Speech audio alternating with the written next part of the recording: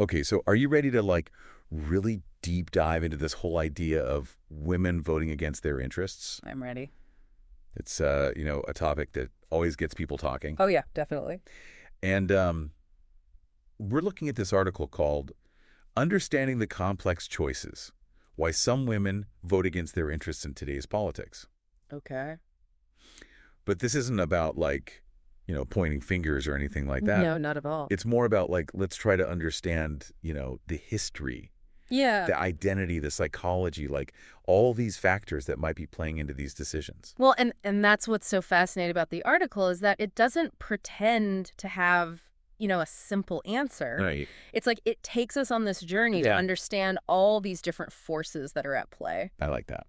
and challenges us to really think twice about those quick judgments. Oh, totally. And it's something that you hear, like, Yeah. I feel like this phrase gets thrown around, voting against your interests. Yeah. But have we ever stopped to really consider, like, what does that even mean? Exactly. Like, what are we even talking about here? That's where the article starts. Okay. It starts with that historical context. Okay. And I think that's so important because you can't really understand, the complexities of modern voting without acknowledging how long and frankly difficult the fight for women's suffrage was. I mean, we're talking about different timelines across the globe, different obstacles, this constant push for equality. Well, it makes me think about, obviously in the U.S., we had the Seneca Falls Convention in 1848, Right. which was like this landmark, moment for the fight for women's equality. Absolutely. It really set the stage for everything that came after. Totally. And so the artist is saying that, like, just as that fight for the vote was really complex, Yes. the reasons why women vote the way they do today It's not are also, like, super complex. It's not a simple equation. Got it. It's not just like 1 + 1 = 2. Yeah. It's more like That's advanced calculus. it's more like a multivariable equation. Right. I can't even do regular calculus. Yeah. I was an English major, so. But the article then goes on to, explore this concept of identity politics. Okay. And this is where I think things get really interesting. Okay. It's the idea that sometimes your group identity, Okay. like your race or your religion or your sexual orientation even, can actually matter more to a voter than, say, individual economic benefit. Okay, so let me play this back to you. Okay. So let's say that a woman feels like a very deep connection to her racial community. Would she be more likely to support a candidate who's really actively addressing racial injustice? Right. Even if that candidate's economic policies might not be totally in her favor? Exactly. It's not about being irrational. Yeah. It's about the power of shared experiences and that deep desire for representation. I get that. And the article really emphasizes that, that sense of belonging. Yeah. That need for change within that community, sometimes those things outweigh those individual concerns. Oh my gosh, that reminds me so much of my grandmother. Oh, really? Oh yeah. Bless her heart. Ah. She was, she was a diehard supporter of a certain political party. Yeah, okay. And even when their policies like seemed to directly contradict her own, economic well-being, she would always say, well, but they stand for family values. Wow. And that was it. End of story. That is such a powerful example of how those personal values can really override even economic considerations. And then, the article takes us even deeper into like the psychology of all of this. Okay. And it introduces these concepts of cognitive dissonance and confirmation bias. Okay, now you're going to have to explain that to me. Oh, yeah, sure. Like, I'm 5. Okay, so like imagine Okay. someone votes for a candidate and then later they realize Yeah. that candidate's policies actually like contradict what would actually benefit them. Okay. So that creates this mental discomfort, what we call cognitive dissonance. And to kind of deal with that discomfort, people might actually double down on their beliefs. Wow. Even if those beliefs, clash with evidence. So it's almost like I made this decision Yeah. that maybe wasn't the best for me. Right. But instead of admitting that, Exactly. I'm just going to like dig my heels in it. And that's where confirmation bias kicks in. Oh. You start seeking out information that reinforces your decision, Yeah. even if it's not totally accurate. Got it. So you're kind of like filtering out anything that challenges your existing beliefs. Wow, it's getting a little too real for me. Well, and that's the thing is that we all do this to some extent. Yeah. It's a very human tendency to, favor information that confirms what we already believe, Yeah. especially when it comes to something as emotionally charged as politics. Wow. I need to, like, take a minute Yeah, and process all this. I know, It's making me think about my own voting decisions. right? And, like, are we all just victims of our own minds? I wouldn't say victims, but it's more about awareness, Okay. right? Like recognizing these biases is the first step to making more informed choices. That's a good point. Right. Yeah. And then the article shifts gears a bit. Okay. And it goes on to explore this often overlooked influence of social circles. Okay. We like to think that we're all these independent thinkers, Yeah. but this section really highlights how much those around us can actually shape our views. Yeah, and, this is making me think about the pressure to conform in certain communities. Mm-hmm. Like, imagine feeling obligated to align yourself with, like, your church group's political stance, Right. or you can't disagree with your family's views. And that pressure can be even stronger for women. Oh, wow. The article really highlights how maintaining harmony in relationships can sometimes take priority over voting for what someone truly believes in. That's so interesting. It's not about weakness. Right? It's about, that very human need for connection and belonging. Totally. And it raises all sorts of questions, too. Like how many votes are cast based on, genuine belief versus the desire to just fit in or avoid conflict. Yeah. It really makes you wonder about all those hidden forces at play. Totally, in every election. Yeah. It's like this unspoken pressure that's affecting, something that should be like a deeply personal decision. Absolutely. And honestly, it makes me wonder, how much does this social pressure affect not just our votes, but our beliefs in general? That's a really good question. Right. Yeah, it's a question worth pondering. Okay. But let's maybe shift gears a little bit Yeah. and talk about something that might seem like it should be pretty straightforward. Okay. Economic factors. Okay. You would think that everybody votes based on what benefits them financially, right? Right. But the article kind of throws a wrench in that assumption, Okay. especially when it comes to women. Yeah, this is the part that really surprised me. Yeah. Because it's not just about, individual gain, is it? Right. It's like, The article argues that women often view economics through a more communal lens. okay. So they might be more likely to vote for policies that benefit their families, their neighborhoods, their broader social group. Yeah. Even if it means a slight personal economic disadvantage. So it's like they're thinking about the ripple effect Exactly. on their community, Yeah. not just like their own bottom line. Yeah, it's a much broader perspective. Along. The article also brings up this whole issue of misinformation. Right?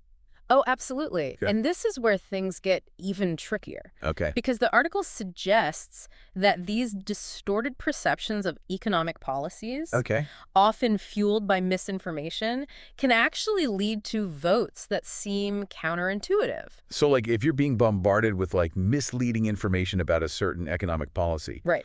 you might end up voting for something that actually harms you in the long run. Yeah. Simply because you believe this like narrative that's not actually true. Exactly. And this feels especially relevant like now yeah. when social media is like, It's everywhere. Yeah. And misinformation just spreads like wildfire. it's like, how do you even know what to believe anymore?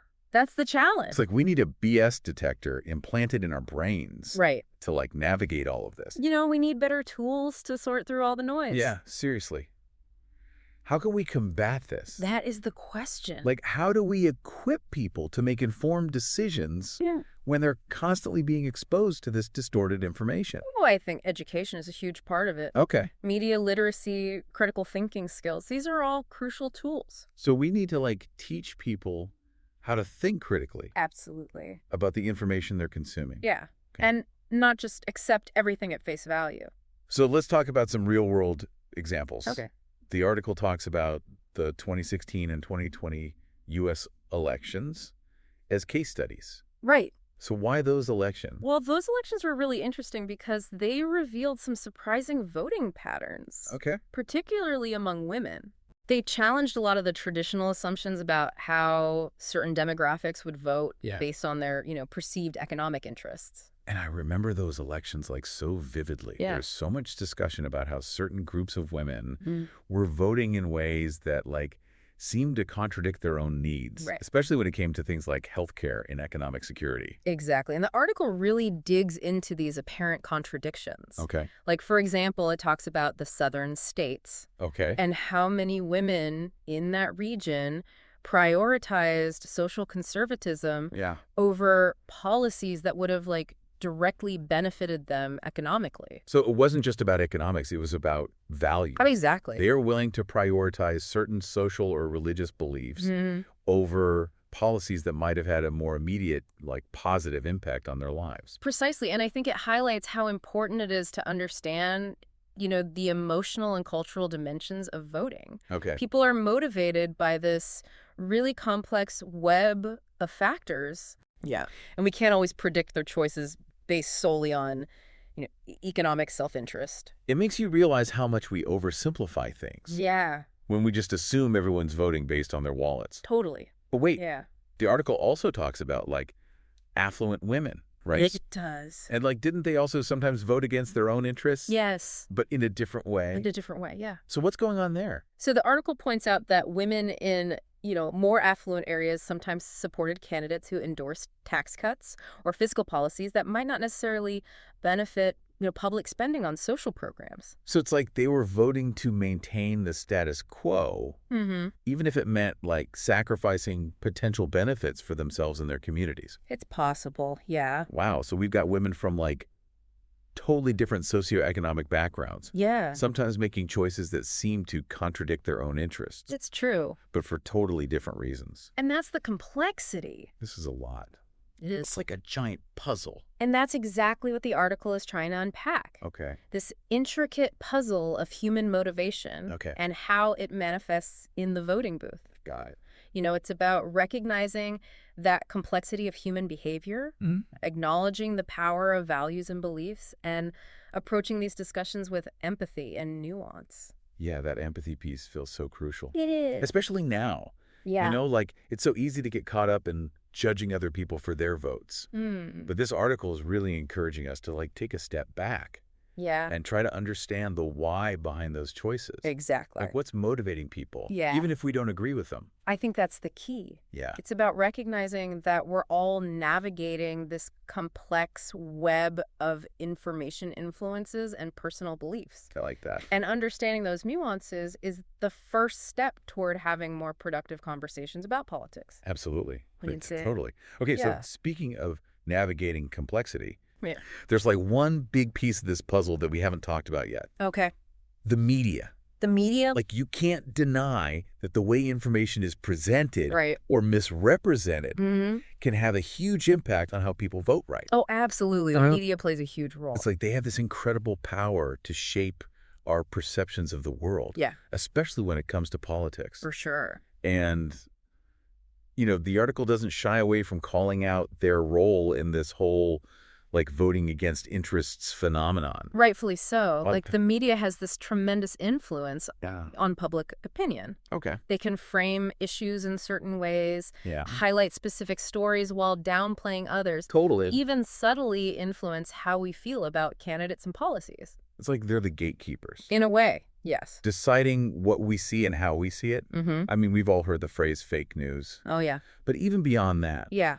there's this whole idea of bias, whether it's intentional or not. Exactly. And that's why media literacy is so important. Okay. We have to think critically about the information we're consuming Yeah. and seek out a variety of sources. Don't just get your news from one place. Exactly, especially in today's media landscape, which is so fragmented. And then there's social media, Oh, yeah. which the article really dives into how these platforms have, like, completely changed the game Oh, they have. when it comes to political information and influence. I mean, social media has become a breeding ground for misinformation.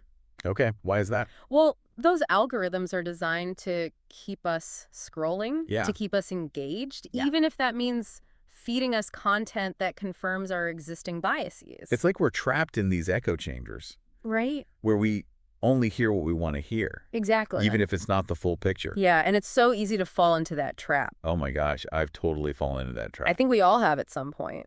You start to think that your perspective is, like, the only valid one. Anyone who disagrees is just wrong. Exactly. And that's the danger, right? Yeah. We become less willing to listen to opposing viewpoints, less open to those uncomfortable but necessary conversations that help us grow and understand different perspectives. It's like we need to be challenged.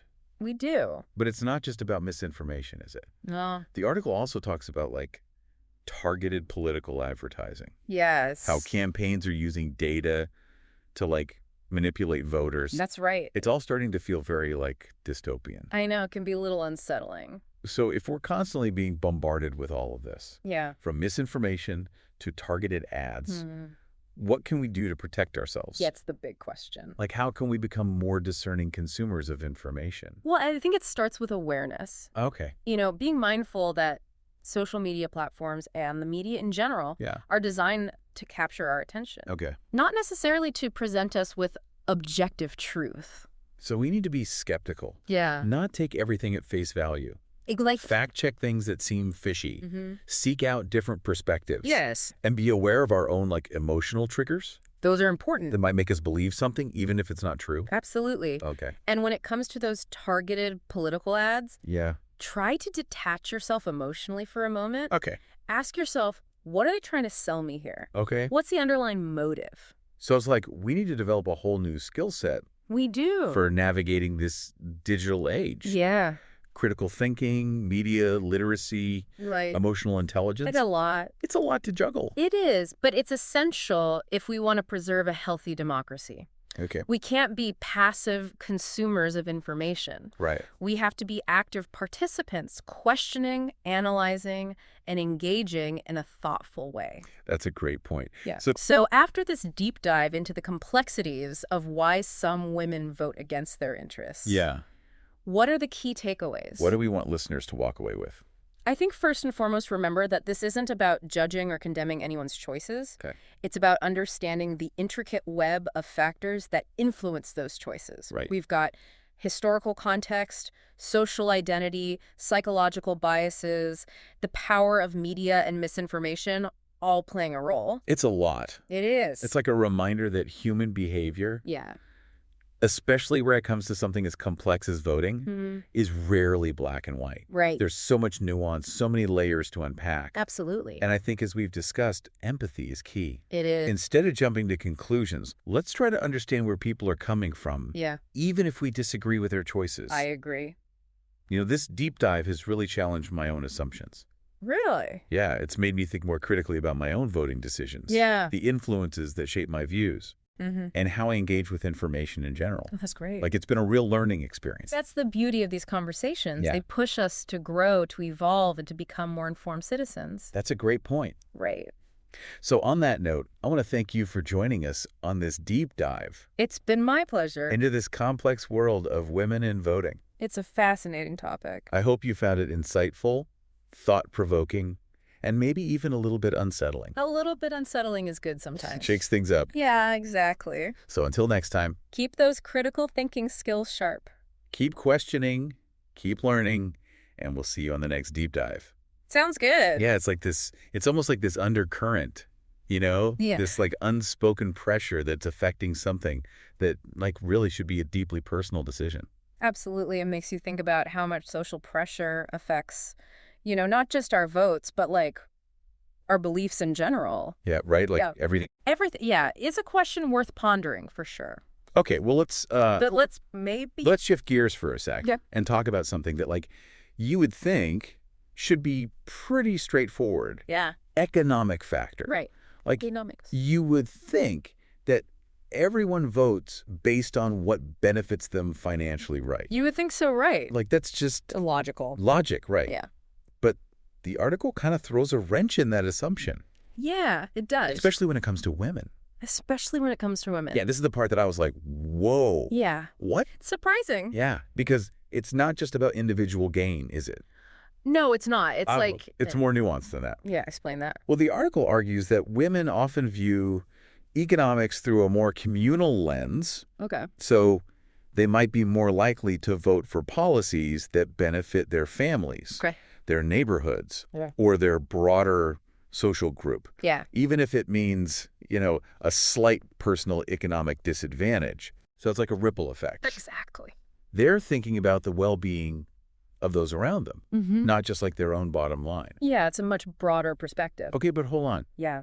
Because the article also brings up this whole issue of misinformation. Oh, absolutely. That's a huge factor. So, And that's where things get even trickier. yeah.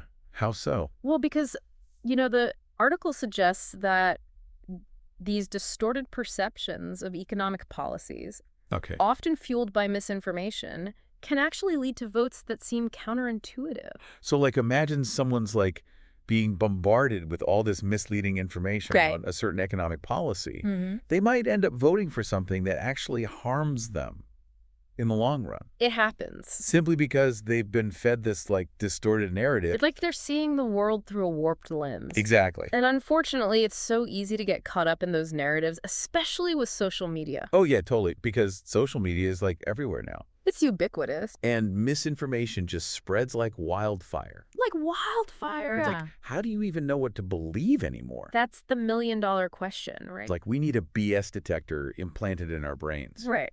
We need better tools to help us sort through all the noise. Seriously, though, like, how can we combat this? Huh. How do we equip people to make informed decisions when they're constantly being exposed to this, like, distorted information? I think education is a huge part of it. Okay. Teaching people media literacy, critical thinking skills. So, like, teaching people how to think critically Exactly. about the information that they're consuming. Yeah, not just accepting everything at face value. Yeah, I like that. Question everything. So let's get down to, like, brass tacks here Okay. and talk about some real-world examples. Yeah, let's do it. The article uses the 2016 and 2020 U.S. elections as case studies. Right. So why those particular elections? Well, I think those elections were really fascinating because they revealed some surprising voting patterns, particularly among women. Yeah. They kind of challenged a lot of the traditional assumptions about how certain demographics would vote Yeah. based on their, perceived economic interests. And I remember those elections so vividly. Yeah, me too. There was so much discussion about how certain groups of women were voting in ways that seemed to, like, contradict their own needs. Right. Especially when it came to things like healthcare and economic security. Exactly. And the article really digs into those apparent contradictions. Okay, give me an example. Sure. So, for example, it talks about the southern states Okay. and how many women in that region prioritize social conservatism Yeah.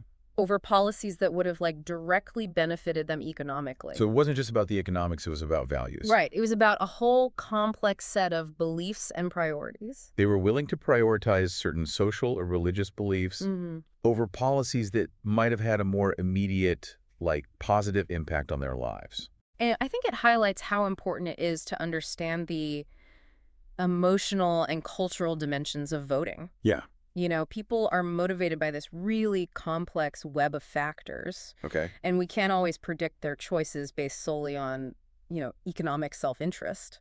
It makes you realize how much we oversimplify things Yeah, we do. when we just assume that everyone's voting with their wallets. We reduce people to these one-dimensional beings. Yeah. When in reality, they're much more complex than that. But hold on. Yeah. The article also talks about, like, affluent women. Right?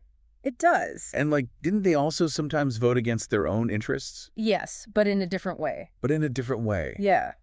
So what's going on there? Well, the article points out that women in more affluent areas sometimes supported candidates who endorsed tax cuts or fiscal policies that might not necessarily benefit, public spending on social programs. So it's like they were voting to maintain the status quo? It's possible. Even if it meant, like, sacrificing potential benefits for themselves and their communities. Right, and their motivations could be varied. Okay, like what? Well, it could range from a desire to protect their existing wealth Okay. to a fear of economic mobility, Yeah. or even a belief that, those policies would ultimately benefit everyone, including themselves, in the long run. Okay, so we've got women from totally different socioeconomic backgrounds. Right. Sometimes making choices that seem to contradict their own interests. Yeah, But for totally different reasons. exactly. And I think that speaks to the complexity of this issue. It's a lot. It is. It's like a giant puzzle. It's a giant puzzle with lots of different pieces. We're just trying to, like, figure out how they all fit together. And that's exactly what the article is trying to do. It's Exactly. trying to unpack this intricate puzzle of human motivation and Yeah. how it manifests in the voting booth. And how it, like, plays out in the real world. Yeah. It's about recognizing, that complexity of human behavior. Acknowledging the power of values and beliefs. Right. And yeah. approaching these discussions with empathy and nuance. And recognizing that there's no easy answers. That empathy piece feels so crucial. It's essential. Especially now. Yeah. It's so easy to get caught up in judging other people for their votes. It is. But this article is really encouraging us to, like, take a step back. To pause. Yeah. and reflect. And try to understand the why behind those choices. The motivations. Yeah, like what's motivating people, Yeah. even if we don't agree with them. Exactly, because understanding is the first step towards meaningful dialogue. Right. Like you can't have a productive conversation if you're not even willing to try to see where the other person's coming from. Couldn't agree more. Okay, so speaking of navigating complexity, Yeah. there's like one big piece of this puzzle that we haven't talked about yet. Okay, what's that? The media. Oh, the media. Yeah. Like, you can't deny that the way information is presented or misrepresented can have a huge impact on how people vote right. Yeah. Oh, absolutely. The media plays a massive role in shaping public perception. Yeah, it's like they have this power, to shape how we see the world, Oh, yeah, definitely. especially when it comes to politics. Especially politics. And the article, it, doesn't hold back. No, it doesn't. It calls out the media's role in this whole, voting against your interest thing. And rightfully so. Yeah, because... They have a lot of influence. Yeah. The media has tremendous influence on public opinion. Okay, how so? Well, they can frame issues in a certain way. Okay. They can highlight certain stories while downplaying others. Yeah. They can even subtly influence how we feel about candidates and policies. It's like they're the gatekeepers, Yeah, in a way. deciding what we see and how we see it. Exactly. And I mean, we've all heard the phrase fake news. Oh, yeah, it's everywhere. But even beyond that, Yeah, there's this whole idea of bias, right. whether it's intentional or not. And that's why media literacy is so important. Okay, so what can we do? Well, we have to think critically about the information that we're consuming. Okay, so not just taking everything at face value. Exactly. We need to be more discerning. We need to question everything. Yeah, okay. And seek out a variety of sources. Don't just get your news from one place. Exactly. Okay, and then there's social media. Oh, yeah, social media, which, that's a whole other beast. Yeah, the article goes deep on that. It does. How these platforms have completely changed the game Well, they have. when it comes to political information and influence. Social media has become a breeding ground for misinformation. Okay, why is that? Well, those algorithms are designed to keep us scrolling, to keep us engaged. Yeah, to keep us hooked. Even if that means feeding us content that confirms our existing biases. It's like we're trapped in these echo chambers Right. where we only see what we want to see, And hear what we want to hear. even if it's not the full picture. And it's so easy to fall into that trap. Oh my gosh, I've totally fallen into that trap. I think we all have at some point. You start to think that, your perspective is the only valid one. And anyone who disagrees is just wrong. Yeah, and you're not even open to hearing other perspectives. Exactly, and that's the danger. Yeah. We become less willing to listen to opposing viewpoints, less open to those uncomfortable but necessary conversations that help us grow. Totally. It's we need to be challenged. We do. Okay, but it's not just misinformation, right? No. The article also talks about targeted political advertising, Yes, that's a huge issue. how campaigns are using data to manipulate voters. It's very sophisticated. It's starting to feel very like Black Mirror, It can be a little unsettling. So if we're being bombarded with all this stuff, Yeah. from misinformation to targeted ads, It's a lot. what can we do? How do we protect ourselves? That's the big question, isn't it? Yeah. How can we be more discerning about the information that we're consuming? Well, I think it starts with awareness. Being mindful that social media platforms and the media in general are designed to capture our attention, Okay. not necessarily to present us with objective truth. So we need to be skeptical, Yes, be skeptical. not just take things at face value. Question everything. Fact check things that seem fishy, Do your research. seek out different perspectives, Absolutely. and be aware of our own emotional triggers. That's a big one, Yeah. because those can make us more likely to believe something, even if it's not true. So it's like we're being manipulated. In a way, yeah. And we don't even realize it. And that's why awareness is so important. Okay, so when it comes to those targeted political ads, Yeah. what can we do? Well, try to detach yourself emotionally for a moment Okay. and ask yourself, what are they trying to sell me here? Okay. What's the underlying motive? So it's we need to develop a whole new skill set I think we do. for navigating this digital age, Yeah. critical thinking, media literacy, emotional intelligence. It's a lot to juggle, It is a lot. but it's essential if we want to be informed citizens. Yeah, and if we want to preserve a healthy democracy, Exactly. we can't just be passive consumers of information. No, we have to be active participants. We have to be engaged. Questioning, analyzing, and engaging in a thoughtful way. I like that. So we've done this deep dive We have. into why some women vote against their interests. It's a complex issue. What are the key takeaways? Like, what do we want our listeners to walk away with? I think the most important thing to remember is that this isn't about judging anyone or condemning anyone's choices. Yeah. It's about understanding. Yeah. It's about recognizing the complexity of these issues Yeah. and approaching these conversations with empathy and nuance. Because like we've been saying, Yeah, human behavior is complicated, it is. especially when it comes to something like voting. Exactly. There's no easy answer. It's not black and white. Right. It's a spectrum. There's so much nuance, So much nuance. so many layers to unpack. And I think that's what makes this topic so fascinating. Yeah, and I think empathy is key, right? Absolutely. Like instead of jumping to conclusions, Yeah.